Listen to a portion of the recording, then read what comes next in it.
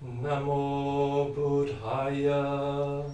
Namo Buddhaya. Namo Dharmaya. Namo Dharmaya. Namo Sanghaya. Namo Sanghaya. Namo Namah. Namo Namah. Om. Om. Hong. Om.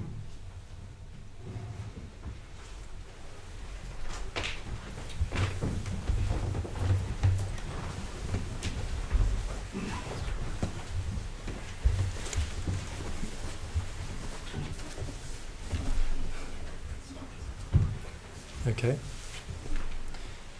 So yes, as Dynata said, it's the first week of the challenge, first couple of days even, and he was saying what the challenge was is to come to the centre once a week, as well as meditate every day. So maybe I get a show of hands of who meditates every day already. Yeah, great. So it's maybe about half of us. So what we'll do is I'll just start us off. Just give us a couple of tips, maybe. We'll kind of maybe reflect and discuss a little bit between ourselves what we can do to engage with the challenge. Partly because, I mean, we've already kind of ticked one off, haven't we? We're here today, and we meditate every day, so we might feel like, the challenge is just another thing. Oh, it's fine, but I don't really need to do it because I already meditate. So I can definitely feel that way when I do new things. If I do courses or challenge at the centre, I can definitely feel like,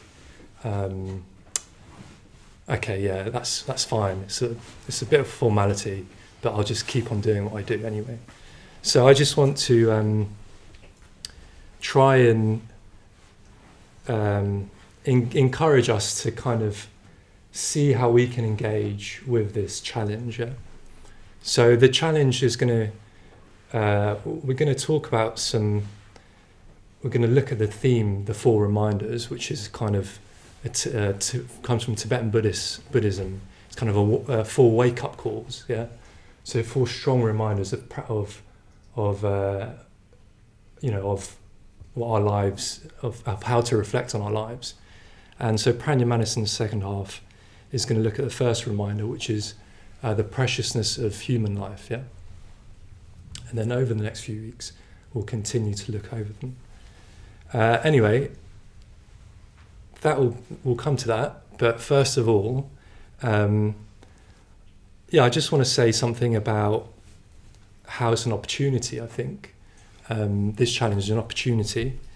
Obviously, a challenge is something you kind of have to step towards. It's something that we have to kind of grapple with. So we might see it as something like we have to grit our teeth to do a challenge, but we can also see it as an opportunity, yeah? So opportunity to start our year well.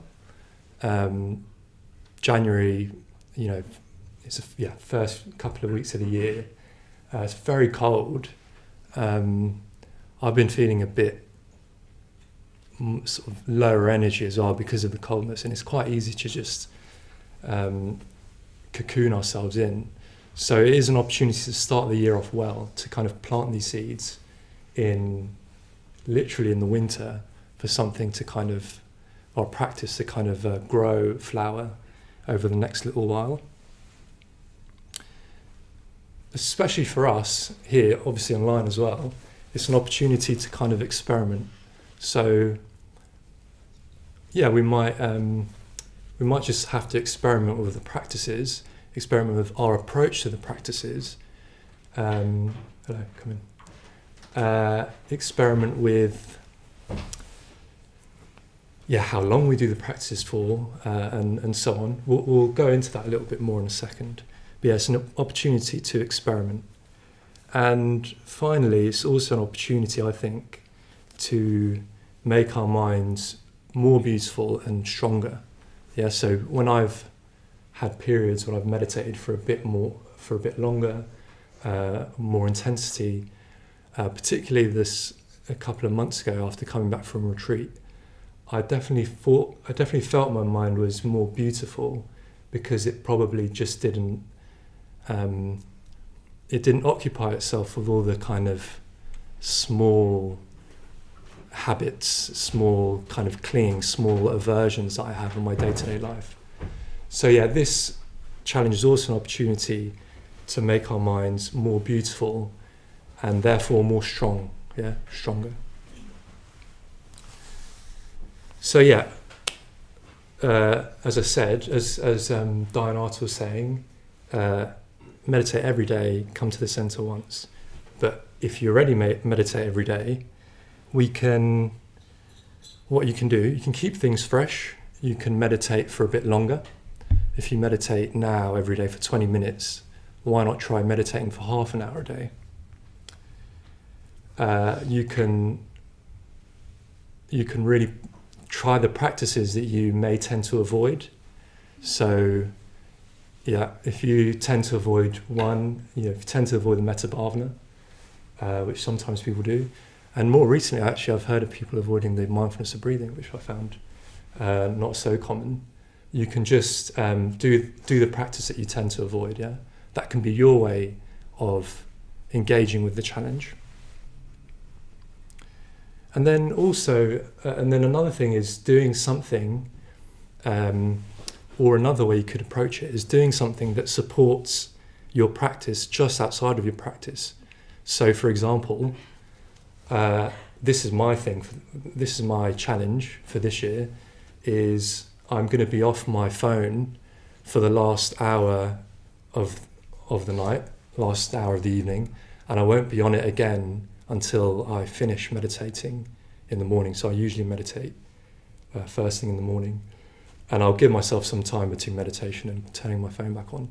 So that's my way. I'm happy with how long I meditate for. I'm happy at the moment with what I'm doing, so I'm going to try and reduce my input in that way. So there are loads of different ways in order to intensify and challenge ourselves. Yeah? Okay. So yeah, that's a kind of a broad brushstroke on what you might do. Basically, it is up to you, and it's up to you with how you engage in it. And yeah, I don't know. I just encourage you to try it out, because I don't know. I can often feel like if I'm just going, even today actually, I was thinking about how I'm gonna be here, what I'm gonna say right now, and I thought, okay, usually on Wednesday I'll start off with a body awareness exercise, and then I'll talk for a bit, and then I'll do a meditation. But having structure is fine, but often that kind of limits us. It limits our creativity. Sometimes we need to challenge what we do, how we practice, how we live our lives, in order to kind of enjoy it more, in order to get more from it. Yeah. So yeah, we can discuss it now actually. So we can go straight into this. So what I suggest is we go into pairs, and preferably someone you don't know. So we'll go into pairs, and we'll have maybe 6 or 7 minutes, and I just want you to answer 2 questions. One of them is, what will you do to engage with the challenge? Yeah. And the second one is, what do you hope to gain from the challenge? Yeah. Clarity, even something more specific, like I hope to be able to be in the same room as that person I find difficult from doing the metta bhavana, for example. So yeah, what will you do to engage with the challenge, and what do you hope to engage from it? And yeah, if you're online, you can you can write this down. So just maybe take a moment to reflect on the questions and then write them down. And hopefully that way we can, we'll have made an intention of this challenge. Yeah. Okay. So yeah, let's just turn to someone and let's do that.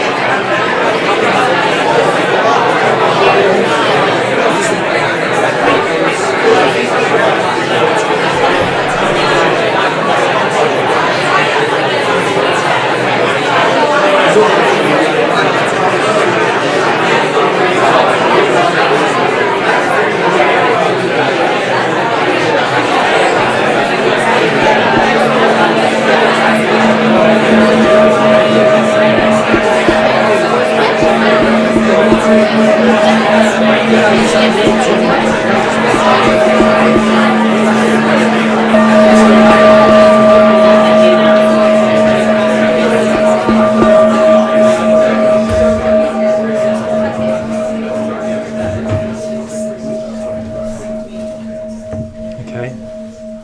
Very lively, very good.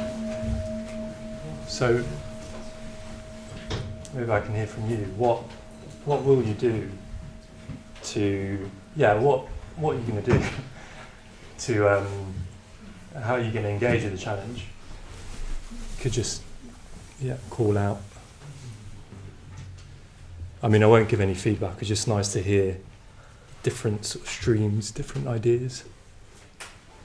Come every Wednesday. Come every Wednesday, yeah. Nice, yeah. Yeah, that's a good one, I like that. Yeah, Angela? I said try and sit for longer, so at least 30 minutes. Instead of just short ones, Yeah. Throw my phone off a bridge. Throw your phone off a bridge, yeah. That's quite a challenge, isn't it? Yeah. That's good, quite different things going on there. Yeah. One more maybe? Yeah. Ruby? I think try and find and create a nice space and a regular time to do it, so it becomes a habit, something natural. Yes. Yeah, that's a good one. Yeah. When you do it, as you said, if you have a time and a place to do it, it becomes easy to do in a way. Yeah, it's a good one. Yeah, go on. Reinventing my meditation corner. So, some nice candles, Yeah. nice little pictures of stuff that's this is my space for meditation. It's similar to Ruby's in a way. It's like creating a space that you want to go back to every day. Yeah, great. Very nice. And maybe just a couple of, what do you hope to gain from this challenge?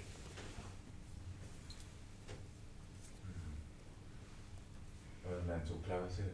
Mental clarity, yeah. More resolve. Oh. Well, is that to do with the challenge name? A lot of the time I just struggle to really sit down and just meditate or do meditabandhu. Right. I kind of want to be able to resolve myself to just do it and do it even if it feels like I'm putting a lot of effort in. Right. So just turn up no matter what. Yeah. Great. Yeah.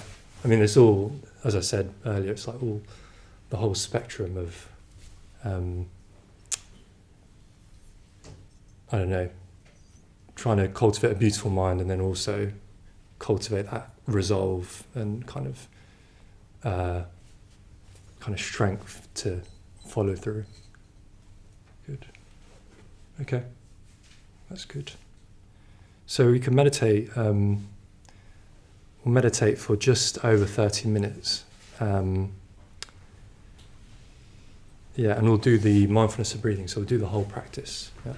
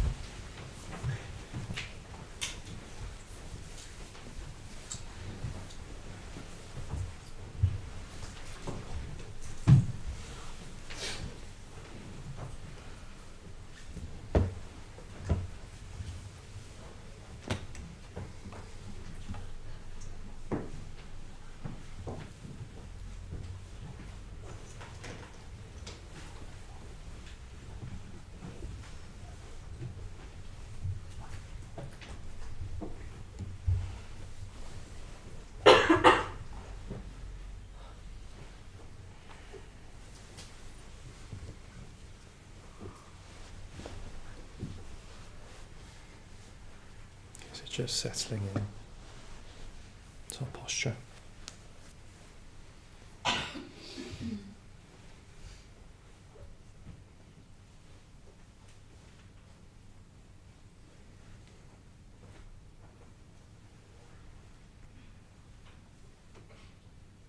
So we can just imagine all our weight dropping into the ground, through the cushions or through the chair.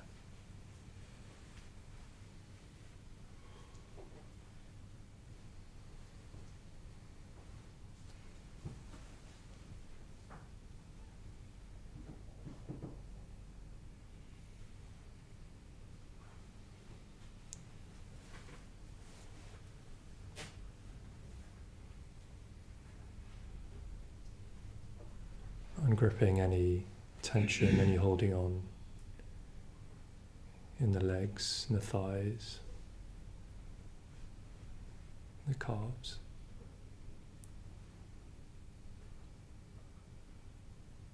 Relaxing the sitting bones.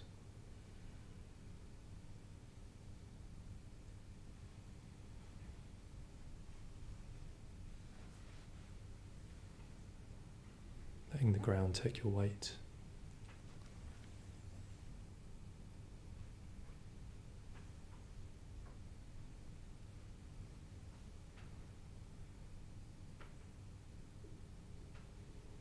We can imagine a golden thread running all the way from our tailbone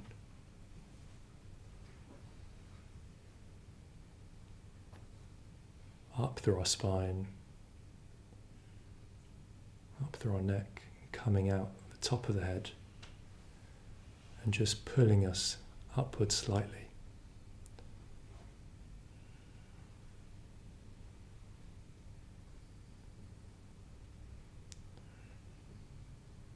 So our shoulders move away from our ears.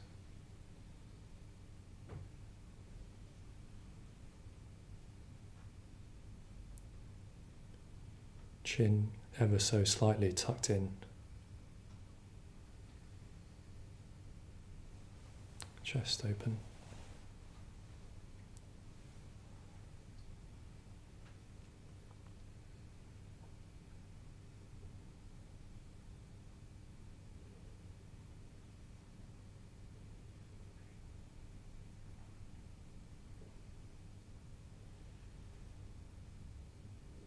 And face relaxed.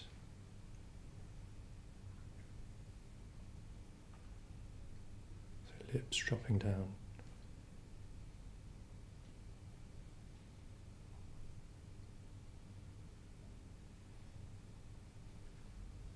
Softening the eyes behind the eyelids.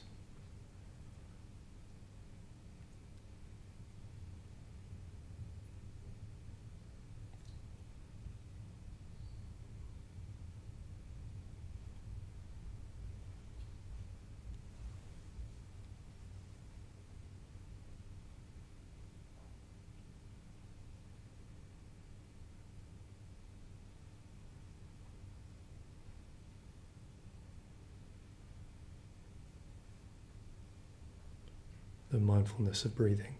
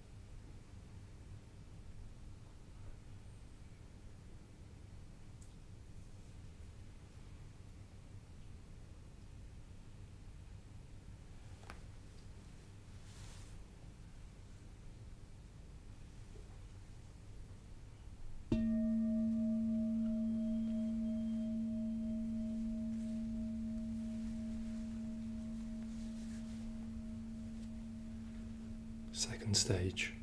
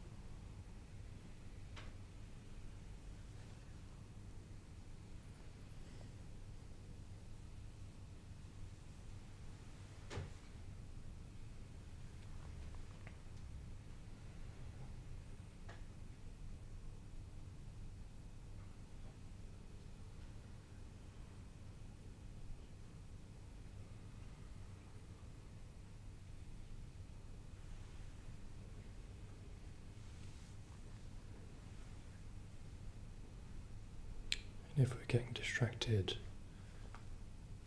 we can come back to that sense of groundedness. And again, we can imagine that golden thread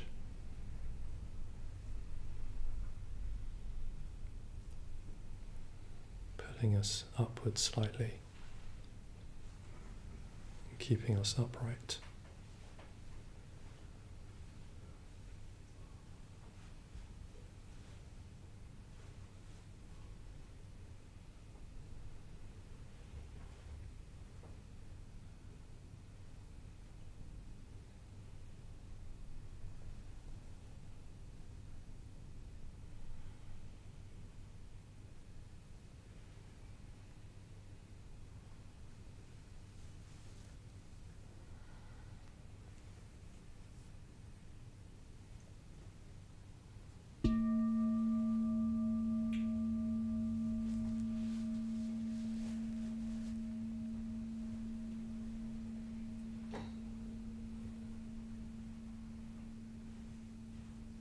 On to the third stage.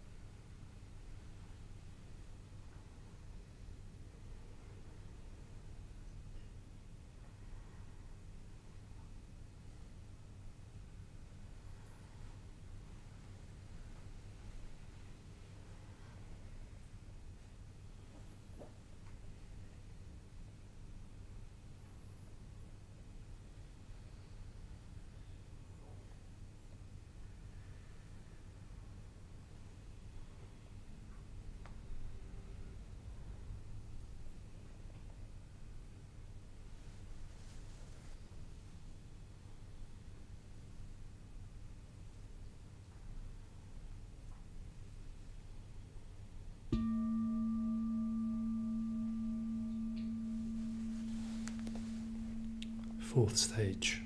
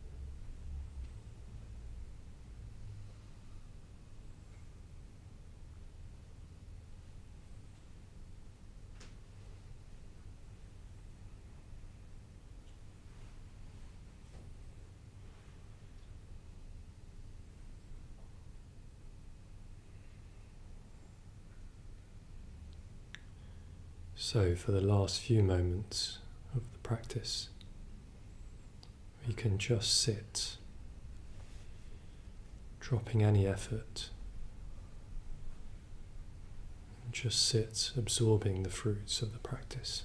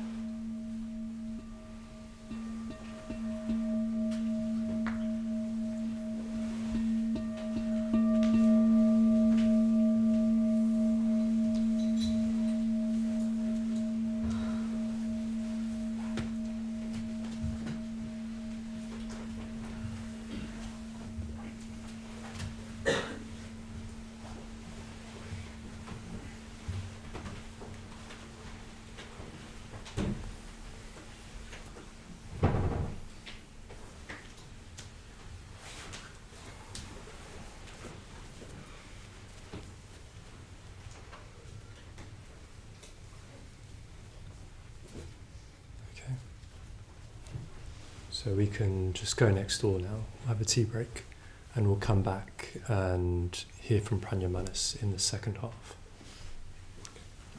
I'll make a start. So, good evening to you. My name is Prajnamanas, in case we haven't met, and I'll take this second half of the session.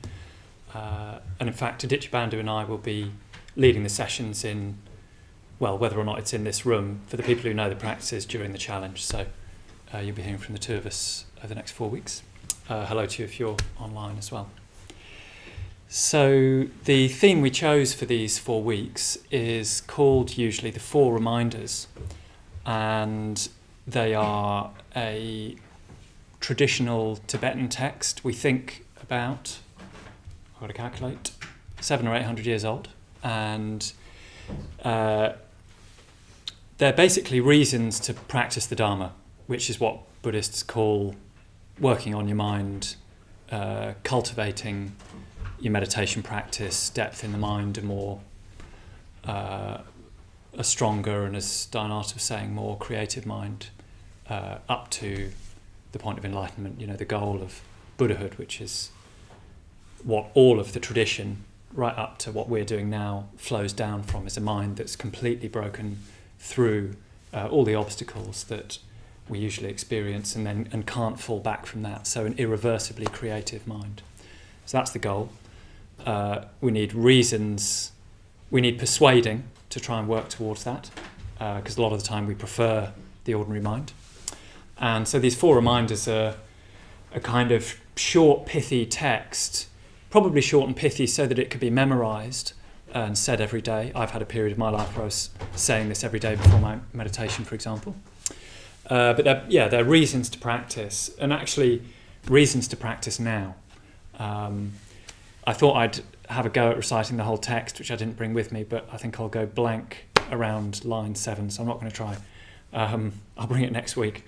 I know the first 2 lines, that's what we're covering tonight, which are, this human birth is precious, an opportunity to awaken. So I'll come back to that. So reminder number 1 is to do with the preciousness of human birth, which takes a little bit of unpacking. Anyway, the 4 reminders are preciousness of human birth, impermanence, death, and karma. In a way, they're all kind of implications of each other. We'll see that as the weeks go on. But tonight I'm going to particularly talk about this precious human birth. And link that, if I can, to reasons to meditate now, including before we go home tonight. We'll meditate again, do at least 1, if not 2 short meditations. So, yes, it says at the beginning, this human birth is precious. And sometimes that gets summarised into life is precious. To me, that sounds a little bit too general and like something you might hear anywhere. In a way, we all know that life's precious. It's sort of in the background. We probably forget. But there we are. It's not exactly a cliche because it's important, but hopefully we know that we value life, basically. But the text says this human birth is precious. The reason it says that is that, according to the tradition, we've been actually coursing clumsily through different types of birth and different types of existence for aeons, trying to land in this realm, which is really advantageous, the human realm. So make of that what you will, and you'll have to research rebirth and consciousness another time because we don't have time tonight. But where it comes from, this kind of statement, is an awareness, in the mind at least of a traditional Buddhist, that the human state is very, very valuable. And the reason for that is it's the most favourable state for gaining enlightenment. So, at least from that traditional point of view, we might have been born as an animal or a god with a small g, a human, various other things. But this time round, at least, we've been born as a human. Okay? And the human realm is advantageous because there's a roughly equal, it said, roughly equal amount of pleasure and pain. Okay? So if we were in the God realm, and that may be may need to be taken metaphorically. It may not be a physical place. Again, we'll have to kind of go into that another time. If we were in the God realm, it would be more difficult to attain enlightenment because things like aesthetic enjoyment, pleasure, absorption, and consequently a little bit too much comfort and hence delusion abound. So in the God realm, it's said, it's easy to forget that we will actually die. Whereas in the human realm, we're aware of that because the lifespan is short enough and it's possible to enjoy ourselves. There's lots of good to be had, lots of pleasure, but quite a lot of suffering as well. And I don't know, they say roughly an equal amount, which I find quite interesting. You could debate whether in different lives, I don't think they're saying it's always dead on 50-50 or anything. They're just saying there's quite a lot of suffering and quite a lot of joy. At least both those are available. And so my way of relating to that is noticing that life is pretty much always made up of a definite mixture of enjoyable and unenjoyable. Look at any day of your life, actually, and it will always be characterised by something of a mixture of those two. Maybe we even remember a version of a day we've lived where it was like pure pleasure from start to finish, but I bet it wasn't. It was probably a mixture. Similarly, even if the most hellish states we've been in, if you can practice a little bit of awareness, you can see gaps in that. People often report after a bereavement, although it's harder to talk about than the painful state, that you also get little glimpses of some kind of elation or freedom or release or kind of upliftedness. I remember a time where a friend of mine was in a very serious accident which she didn't recover from. It was a very, very bad time. I suppose that's not quite what I'm saying. It was a very painful time. And occasionally since then, I've missed that period, not because what happened was good, obviously, but because the intensity of the situation stimulated my mind to a more inspired state. So, for example, I was much more likely to tell people that I loved them because exactly the preciousness of human life and of this human birth was much, much more apparent. Precious is a good metaphor, isn't it? Because it suggests extremely valuable and fragile. And when you come more into contact with those things, actually you can be quite inspired. So there's just a little example of the fact that actually it's always a mix. So that characterises the human realm. what also happens when you've got that mix is you've got an opportunity for growth. So another of the realms is called the hell realm, and that's where there's such intense mental suffering that you can't really see or can't really get motivated to grow.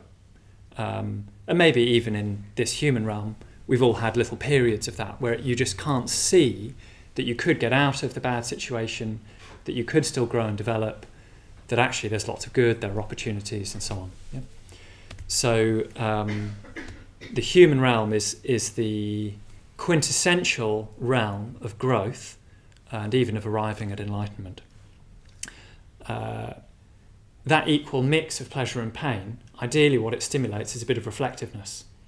You basically, I think this is why we end up at Buddhist centres, you basically think, okay, my life hasn't been all bad. On the other hand, there must be something unsatisfactory about it if I have this sort of slight unease that spurs me to seek a bit more meaning, for example, by coming to a meditation class, and kind of Bob's your uncle on a certain level from then on, because you've found a way of growing and a path. You've got yourself onto the path.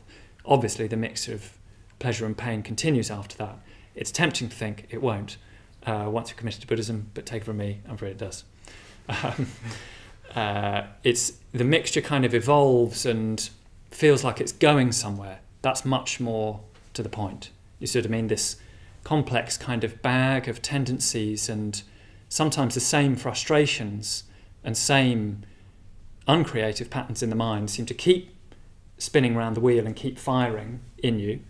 But you, once you're on the path, I think feel at least that complex bag of tendencies is actually going somewhere and towards more and more value. Okay, so that's something about the human realm.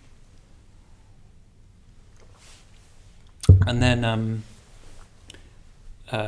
in terms of it being precious, well, the reason I think we're being told this by the text is that, at least unconsciously, we tend to think the opposite. That, I don't know, that it's just there, we take it for granted, we may as well arrange it so that it's as bearable as possible, even though we're bothered by the fact that at the edge of that picture is an ending. So it's never completely comfortable, do you see what I mean? Even if we arrange our life so that we've got exactly the amount of money we want, although we never seem to have the money we want quite. Possessions, people, always trying to sort out our ideas, try and decide what we think or answer a particular issue, or be able to have an opinion that actually covers it, if you see what I mean. Another project that never actually finishes. And at the edge of the picture, just out of sight, the fact that we know really we'll never actually sort out the world that's in front of us. Do you see what I mean? However clever our opinions are, however much news we read, however hard we try to be a force for good in the world even, without actually growing towards something transcendental. So, I can't remember how I got there. Anyway, oh yes, we forget the value, basically. It's saying it's precious because we just forget the value. And that is, as in what I've just been saying, the immense potential that's actually in front of us. The way we block that from ourselves is problem orientation, basically. It looks as though, for evolutionary purposes, we are wired to look for, well, threat and opportunity, but that's very, very different to rejoicing in all the blessings that are present right now, isn't it? Even though it includes opportunity. I was going to say hardwired, but luckily we're not hardwired. Hopefully we're not wired at all. It's more organic and sort of open and unknown than that. It's actually curiously difficult to avoid machine metaphors, isn't it? So I've been trying for some years to avoid them, but it's very difficult. We've projected out computers into the world, haven't we? And now we start understanding our own mind in terms of computing. It's really weird. Anyway, I can't analyse that further. Cleverer people than me have done so. Anyway, there seems to be a strong tendency, a compulsion actually, to look for what's not going well, what we don't like, and try and cut a path through that to what we do like. But in what I'm presenting tonight at least, that's not that much better. You see what I mean? Because it's all opportunity and threat rather than rejoicing in the blessings that are here right now, which will actually create a much, much more open mind. So what this is saying, this human birth is precious, an opportunity to awaken, is saying you are actually holding right now the most precious thing you could have. And it's not the same as a sort of secular pronouncement on that, where life is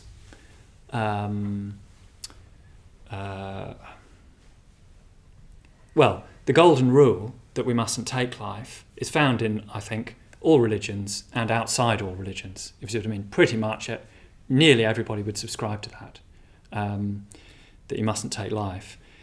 But this is saying it's not just that life itself is good, it's that it's a very, very big blessing that you've been given. And it's not just that we shouldn't muck around with it or give it away too easily, it's that it's actually an opportunity to awaken. So according to the Buddhist tradition, that's the most valuable thing you could have. You can, of course, go much, much further than that. It's not just that you have human life. If you want to go all the way down to something much more relatable, you can do this exercise whenever you like. Start with the room that you're in and reflect that it's warm enough, it doesn't contain explicit threats, we've been allowed to gather in large numbers. Just think about different societies in different periods. There's, 60 of us sitting in this room thinking and talking about value. Loads and loads of times and places in the world where you just couldn't do that. I could go on, you get me, don't you? You were able to at least afford your bus fare, you've got dinner, waiting for you in the fridge at home, and so on. Walk around your house doing this, think, others before me, hundreds of people who've lived and died have done things like build sewers and sanitation. I mean, how important is that? We just forget. I think that's actually why they exist, in order to forget about it. But anyway, so it's worked, and we've forgotten. What else? People have been kind to me. People have given me their time and attention. They have gone out their way for me. They've probably been quite patient with me quite often, and I won't even have noticed. None of us really knows what we like to be in a room with, and if others have been kind and friendly to us, well, good for them. Really. We're so much more familiar with how others require patience, and that we just don't know we're the beneficiary of it most of the time. Our parents have fed us, clothed us, brought us up. Even if they haven't done that the way we would have liked, again, just to go back to the sort of baseline here, according to the Buddhist tradition, they've given us already, by bringing us into the world, the biggest blessing you can have, which is this opportunity to grow and awaken. So if you do that, you can sort of expand in space or go back and forward in time. Think about the Greater London Council in the 19th century that built this lovely big building, and it was staffed by firemen. The Buddhists in the 1970s who bought it up and spent several years living on bare floorboards, turning it into a Buddhist centre, etc., etc. That all of it actually leads directly to the moment that's happening now. You can always expand your reflections like this. Because gratitude is one of the ways into a more creative mind. And part of gratitude, even more simply, is just remembering we're alive.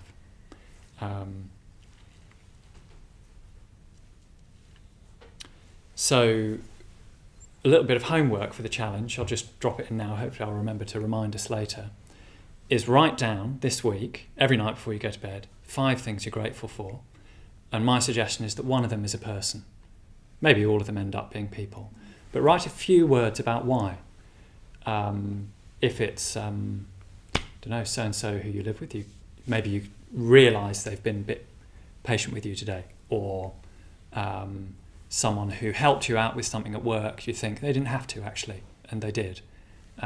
If I do that, it's a big drama and I congratulate myself for ages.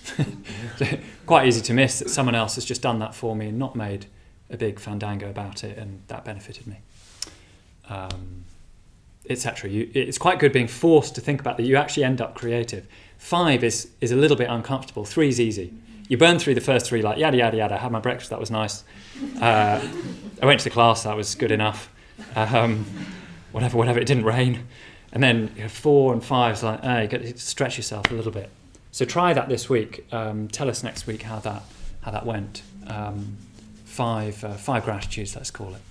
If you set aside a special notebook, it makes it a little bit more fun. So pick a nice notebook and do that before bed every night.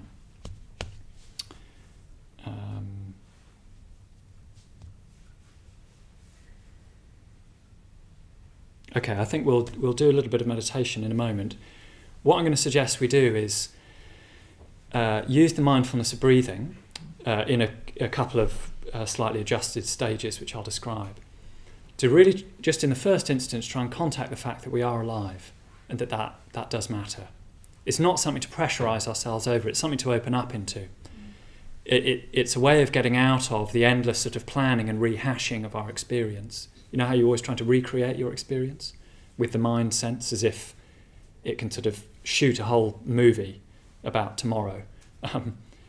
If you can get out of that, notice that that's uncomfortable, get out of that and feel the breath coming in and out of the body, you will make a bit more contact with the fact that you're alive and that your dear old body is actually doing the work of carrying you through that. Okay, so just have a little think.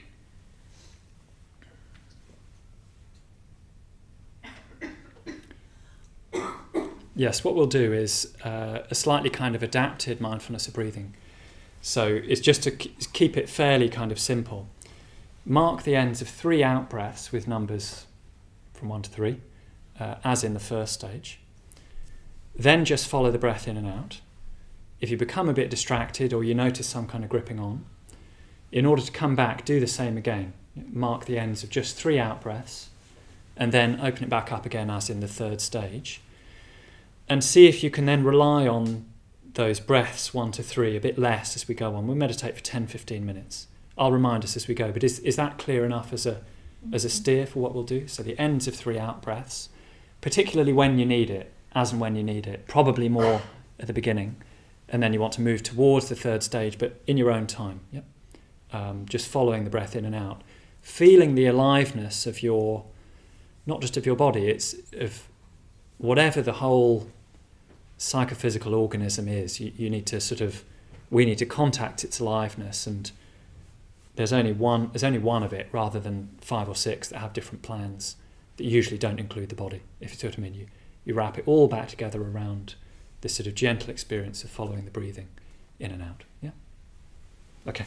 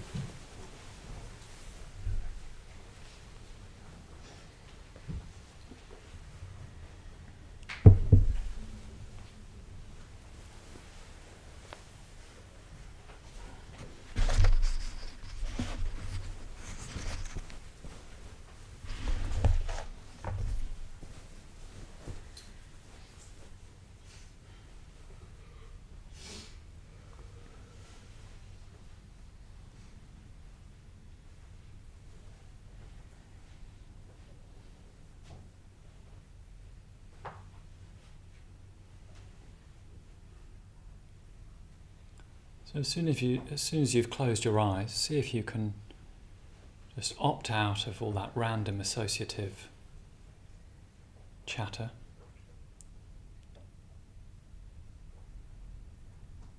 And enjoy getting into the body again.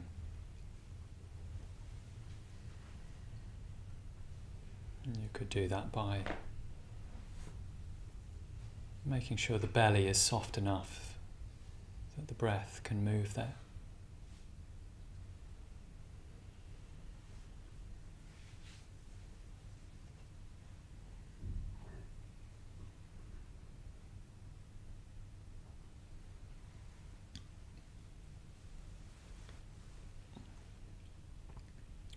Feel all the weighty parts of the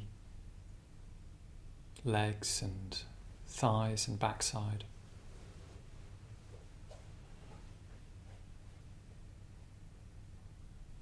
Pressing into the supports of the seat and floor.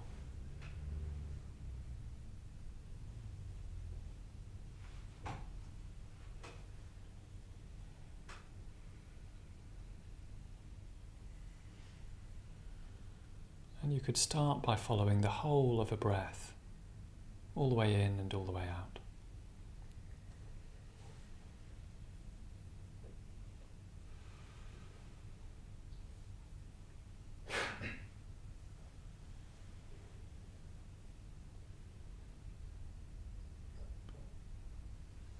Noticing that with its movement of energies and sensations, it actually touches almost the whole body.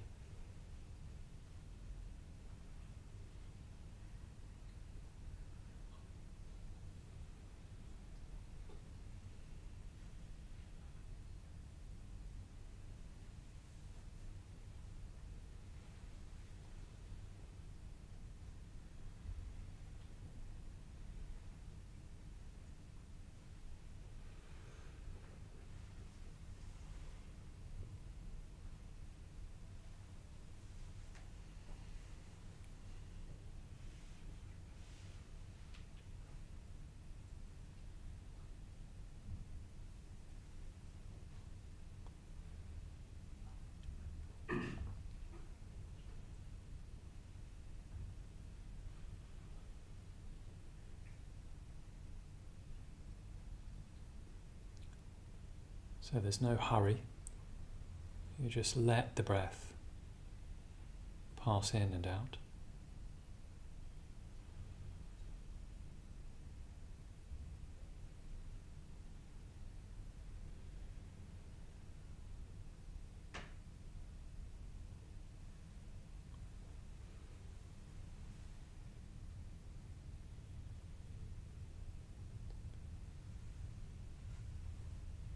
And if you're feeling restless, you just see if you can let go a little bit more into your meditation posture.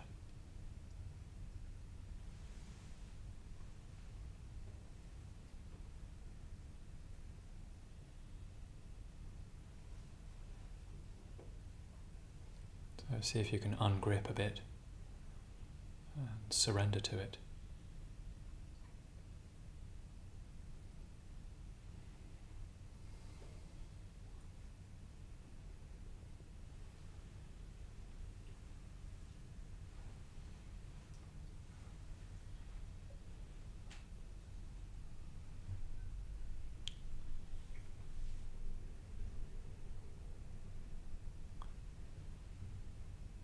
And then, just as often as you need to still the mind, you could mark the ends of 3 out-breaths. 1 to 3.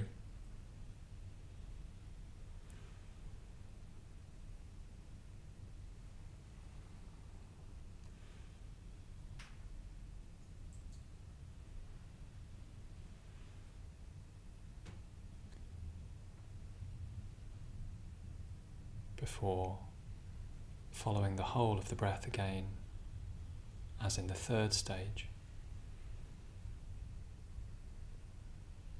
until you feel you need to steady the mind again by using the numbers a little bit.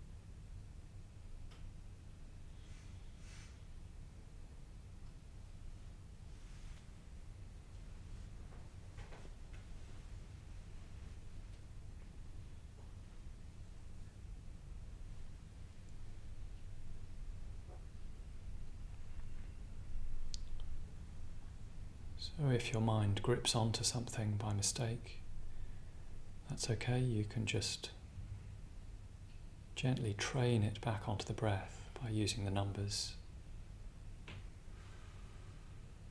But then see if you can open out again.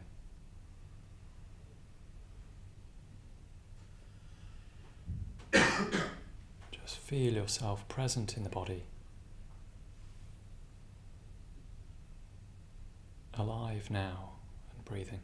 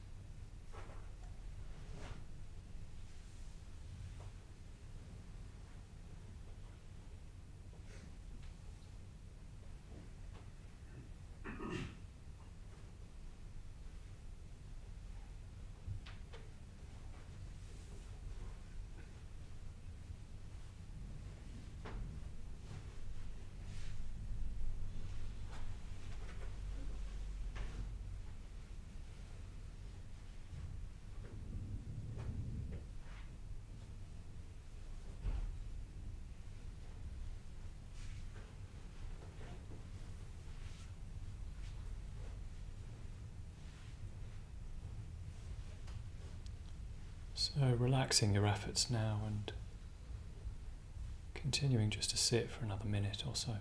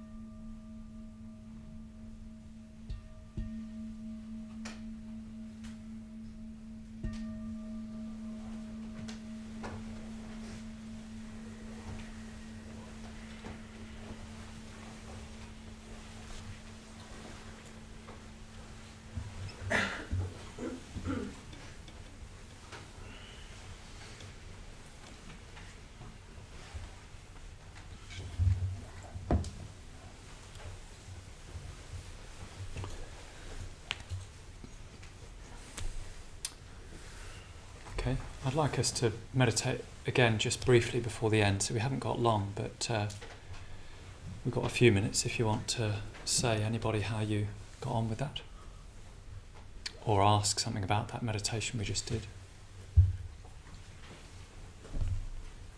Funnily enough, I actually found that, I found that quite hard, quite challenging, because I was experiencing a lot of kind of back pain, but I found that what tended to bring me back to the breath more successfully for me was just trying to focus on the breath and where I could feel it.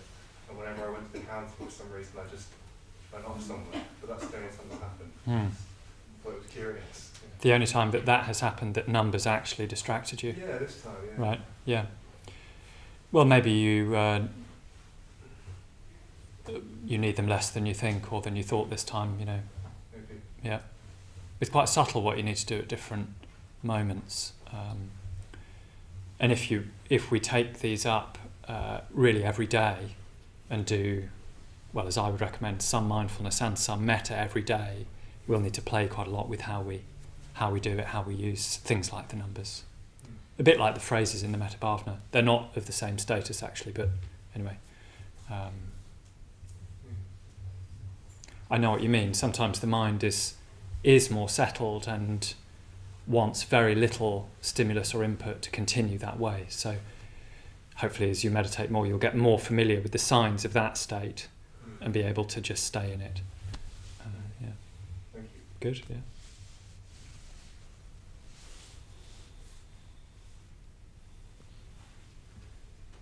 How else do people get on with that? I'm very happy because I was always a little bit guilty every time I came here because I was thinking I'm a bad student. I never do it the way they say because I don't count. I don't feel the need because of the way I practice. And now I'm like, oh, thanks goodness. It's not necessarily a bad thing or wrong or... Okay, yeah. Yeah, I just thought we could play a little bit with a different mode, but that sort of summarises, I mean, partly this is something I do when I've got less time. You know, say you've only got 10-15 minutes to meditate. To keep that a bit spacious, you can use something like this, but it's still intended as a kind of summary, if you like, or I better not say edited highlights. Anyway, it's got two moods. So, but we probably still do need a balance of them at different times. Yeah.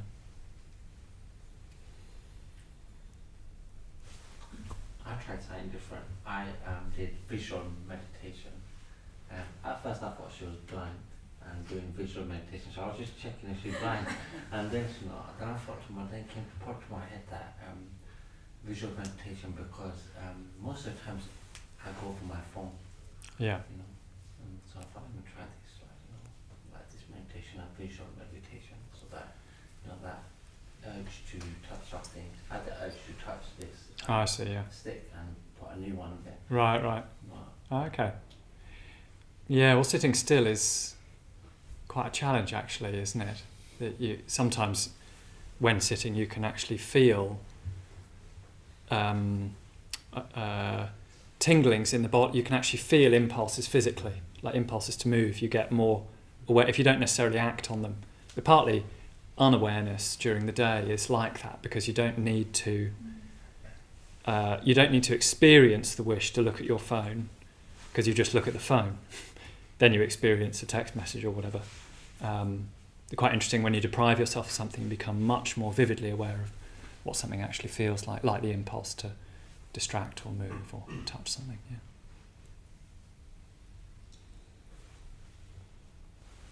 Yeah, I was a little more alert to both like pleasure and the pain I was feeling in the meditation. Right. I was definitely following on from your conversation, your talk about reminders. More alert to the pleasure and the pain. Okay. Yeah, like even if I was focusing on the pleasure of the breath. Mm. It doesn't mean like my back wasn't hurting, my neck wasn't stiff. Right.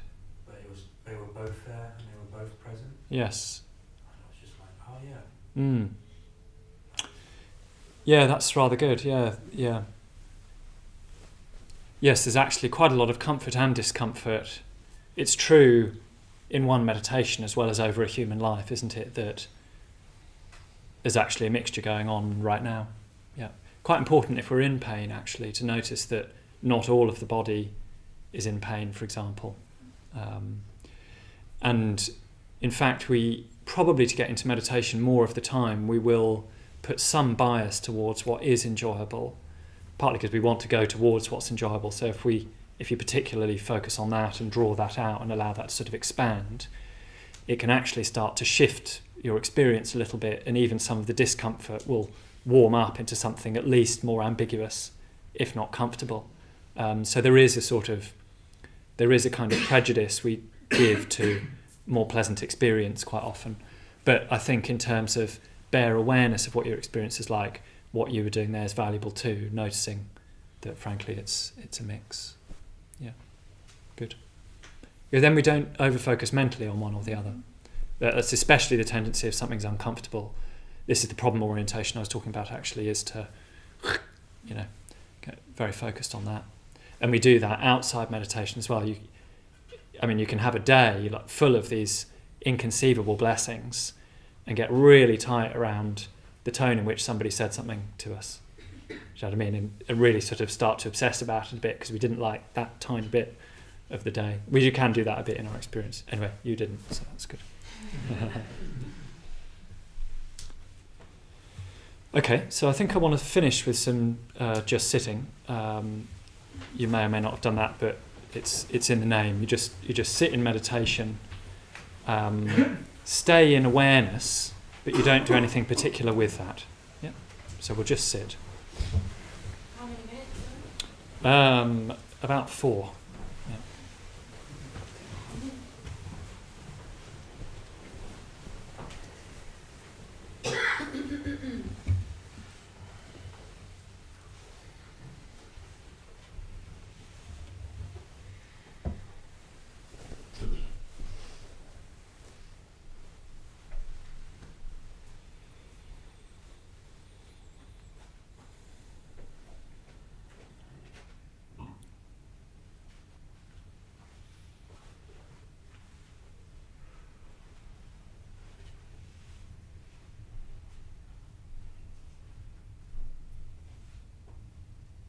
So as well as cultivating the good, the mind also just needs to rest.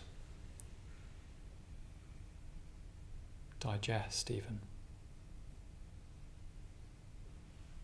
You could ground yourself in the body and the breathing if you like.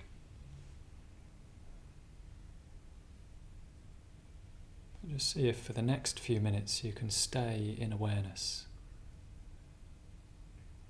We're not particularly cultivating anything,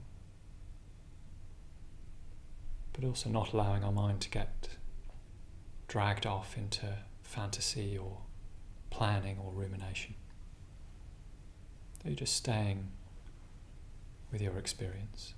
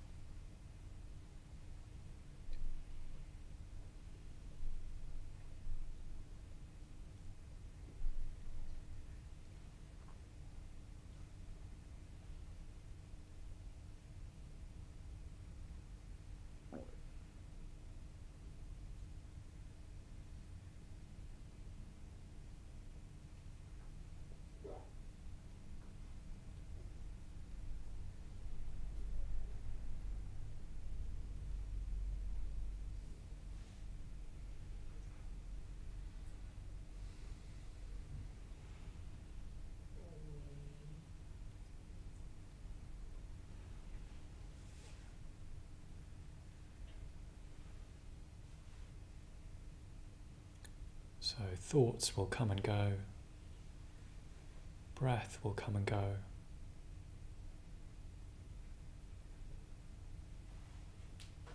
We just watch it all.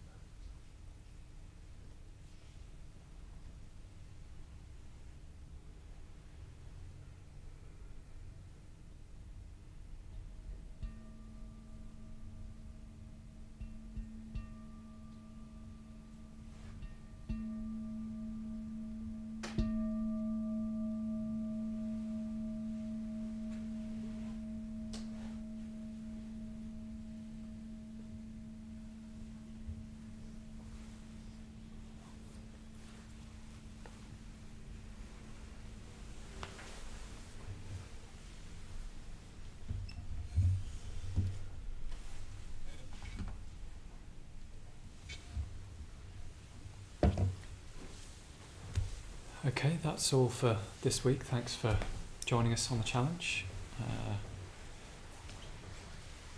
Come back next week for more. And yeah, if you feel able to put something in the bowl on your way out, we'd really appreciate it. Okay, see you next time.